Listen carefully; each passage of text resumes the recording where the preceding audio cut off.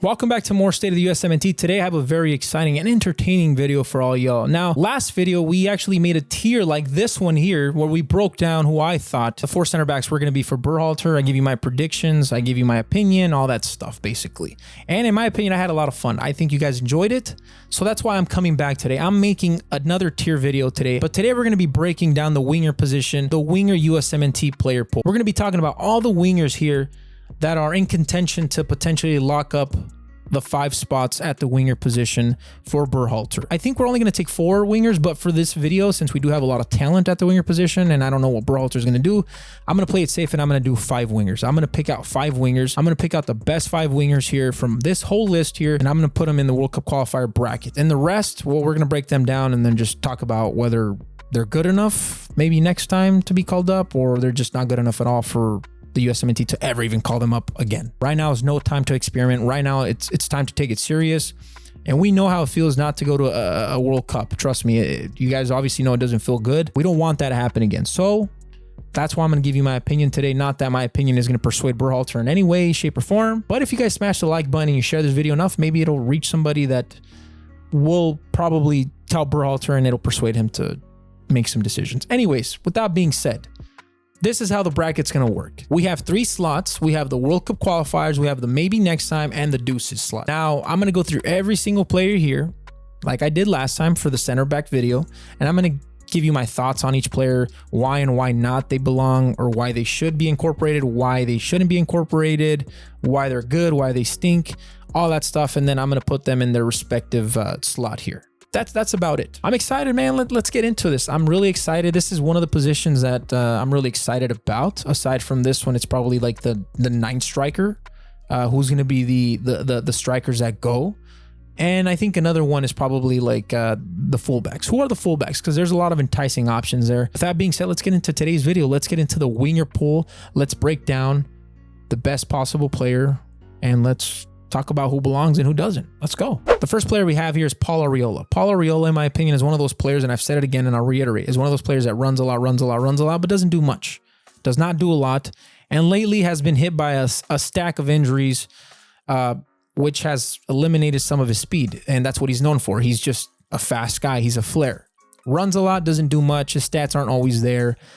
Can hit you with a couple assists, maybe a goal here and there, sprinkle it in there. But aside from that, and you saw it against Mexico, he started for Berhalter. You know, he started at the left wing position, kind of moved around. But overall, the guy had some options to score in, didn't put any behind the net. I think had 2 or 3 options and just couldn't put it behind the net. So it goes to show that this guy isn't the best finisher, but could be a serviceable backup if we needed a backup to one of our starting wingers, potentially, if they were to go down with injury or something like that. So I wouldn't necessarily say, you know, Arriola goes to the World Cup qualifiers, nor would I necessarily say deuces. I think I'm going to say maybe next time. I think if he continues to play, you know, develop a little bit better, maybe develop that aspect of that finishing aspect of his game, maybe I can incorporate him in the future. But for now, I think he's better off as a Gold Cup player, as a friendly player, serviceable for that, or maybe as a backup. But aside from that, I don't really see him involved in the World Cup qualifiers. Jordan Morris came out of Stanford. I remember his coming out party. He scored a goal against Mexico in his debut, I believe, in a friendly. And then after that, just fell off. A lot of people were excited, like, oh, you know, Morris is the new number 9, the new striker. But the guy really never, I don't know. I don't know what the hype is about him. I mean, the guy looks like he's scared. He looks like he's intimidated all the time. Like the guy looks like he's lost for some reason. I'm probably going to get a lot of hate for that, but that's reality. That's what I think and I see in Jordan Morris. Is fast, but has had some knee injuries, and obviously that definitely takes away from your speed. Just ask Paul Arriola, for example. Would I incorporate him into the maybe next time tier or the deuces? That's a tough one. Maybe next time because he could still be a serviceable backup. But in my opinion, I just think we have a lot of depth. There's a lot of younglings, a lot of young bucks, young studs coming through the ranks at the winger position. So I just think that, and I think he's 26 years old. Let me check here. Yeah, 26 years old. So at the age of 26 with a lot of knee injuries, I don't think that Morris has a lot of opportunities left to solidify and cement himself as a backup, let alone as a starter for the winger. So I'm going to throw him into the deuces. I really don't like the guy. Has been playing for Seattle Sounders and something about Swansea City. There was rumors there. I think he belongs to them or something. I don't know. I really don't keep up with the Jordan Morris. I mean, why would I? The guy's always injured. But yeah, he's falling into the deuces category for now. So unpack your bags, Jordan Morris. You're not coming with us. Brandon Aronson is one of those players that can play cam or play the winger position, in my opinion. Has the tools and the ability to play both positions, maybe even the striker position. He's that damn good.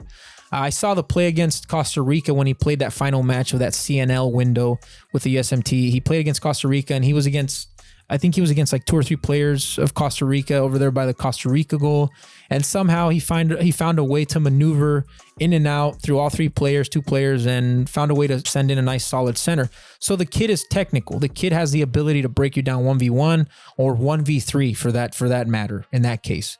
I like the kid, 20 years old, made a move to Salzburg and has been playing a lot. Just recently played for against Barcelona, had a big impact there. I think had a goal or an assist. Overall, pretty damn good. I like the kid, and in my opinion, is definitely taking those strides in his development. So I am going to incorporate him in the World Cup qualifiers right now as a potential backup to maybe the right wing position or the left wing, and potentially maybe as a backup to a number 10 if Berhalter ever wanted to use a number 10, which he doesn't. Cade Cowell is one of those players that I really like. I really love a lot. The tool set that he carries, man, he has it all. This kid could be a world-class player. And, I'm not being biased here, but in reality, this kid can be a world-class player. This kid checks all the boxes for me. In my opinion, a prodigy coming out of San Jose.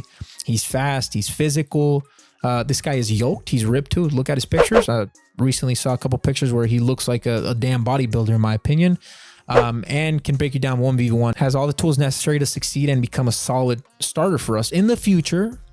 Not right now, though. And I know he was called up by Greg Berhalter. Recently he called him up to the provisional 60-man roster. He cut him there. Berhalter cut him and then recalled him back to the Gold Cup playoffs, but eventually didn't even see any action because he was sent back. I don't know what happened there. Basically, I thought we were going to see some action from Cade Cowell at the Gold Cup, but nothing happened. Like I said, overall, is a good talent, a good prospect. I like him. We just need to see him develop a little bit more. In my opinion, I think he's going to make the move to Europe soon as well, maybe in a couple years.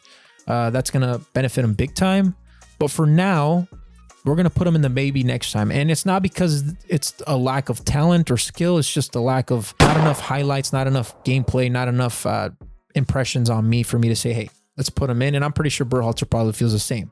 So we're going to save him in the pocket for the future because this kid definitely has a bright future for the USMNT. Christian Pulisic, there's nothing much to say about this guy. I mean, this guy is the example of any player. I mean, if you want to become a USMNT player, you're moving through the ranks and you want to go to Europe, you want to go abroad, this guy's the type of player you want to follow. This is the example you want to follow. Move to BVB, develop there under their amazing development system.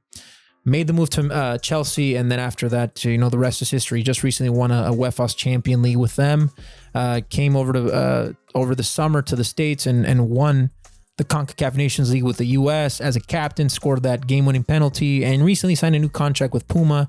So it goes to show that this kid, life is good for Christian Pulisic, and life is going to get even better because he's going to be included in the World Cup qualifiers. Also brings a lot of experience.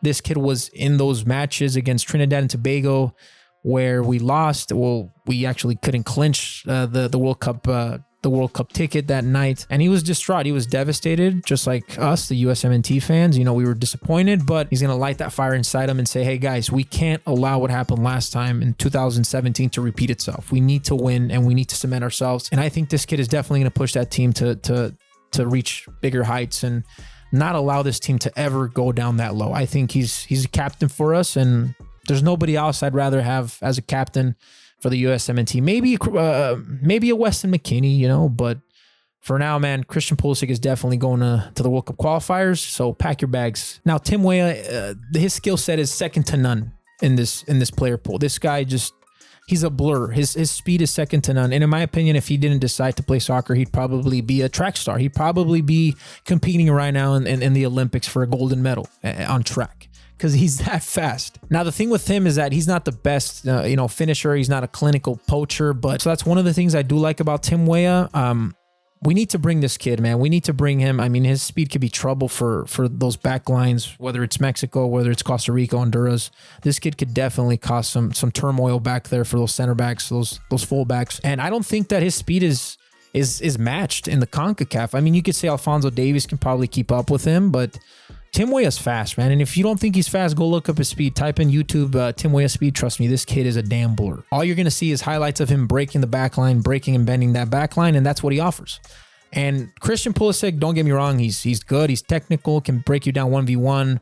Aronson the same, but Tim Weah, I mean, to just have that speed, defenses are going to account for that. And they're going to say, hey, Tim Weah's fast. You got to keep an eye on him. Just him running by you, I mean, is going to open up the defenders and allow more opportunities for goals. That's what I think. That's why I think we need to incorporate Tim Weah. We need to get him some playing times opposite of a Christian Pulisic to see what he can do with him.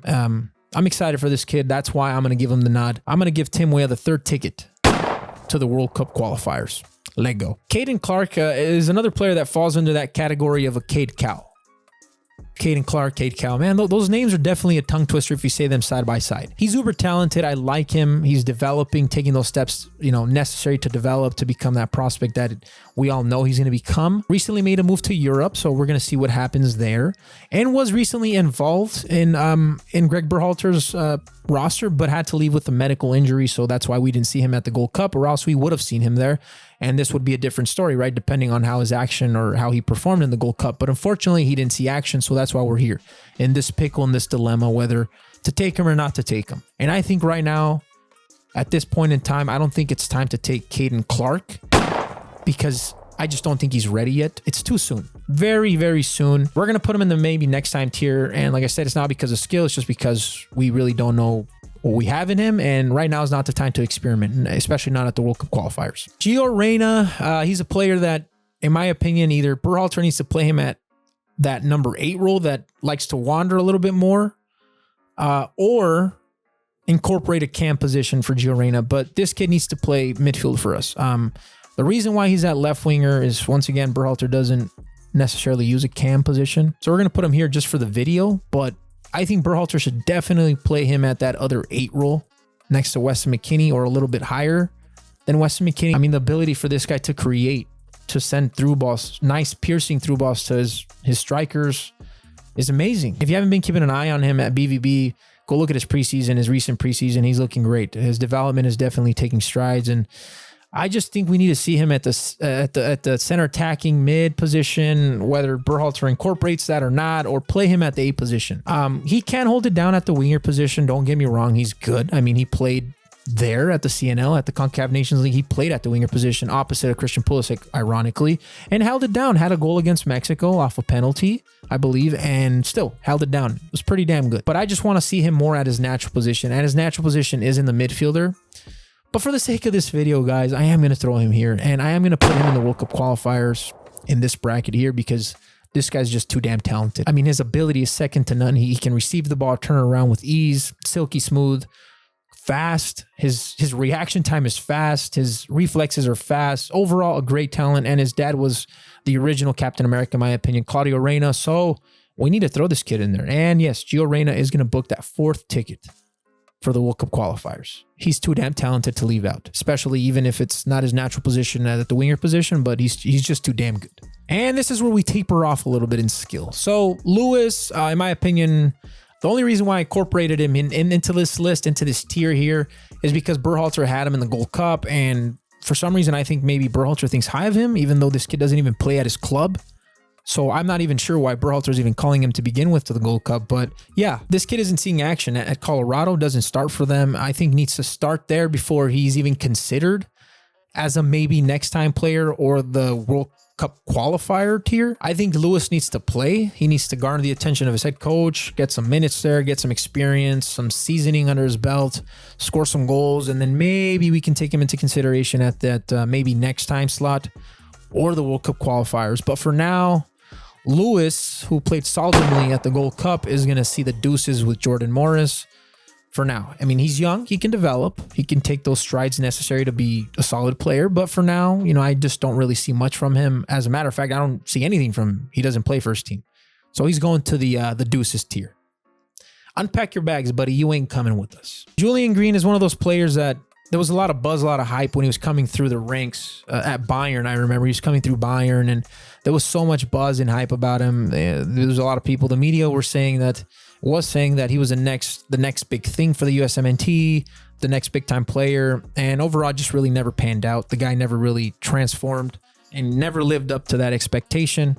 In my opinion, an expectation that was set too damn high. This kid was only 18, 19 when he was already being called the next big thing in the USMNT. We need to take it easy, okay? But yeah, this kid is serviceable. He can hold it down. He played for us at the World Cup, I believe, scored that goal against Belgium, that nice goal, the volea against Belgium. But after that, really hasn't done anything. Fell out of contention with Berhalter, and after that, really hasn't done much. I think, in my opinion, he was more of a Klinsmann guy than he was a Berhalter or a Arena. But I don't mind. I mean, I wouldn't mind seeing him in some friendlies to see what he can do. And Green is one of those players that can play that center attacking position as well. But we're going to put him in here at the winger position for the sake of this video and for the sake of Berhalter not using cams. Okay, so yeah, so Julian plays for Greerth Fierith. 100% minutes, so he's starting. Okay, so he's a starter there. All right. Okay. Looking good.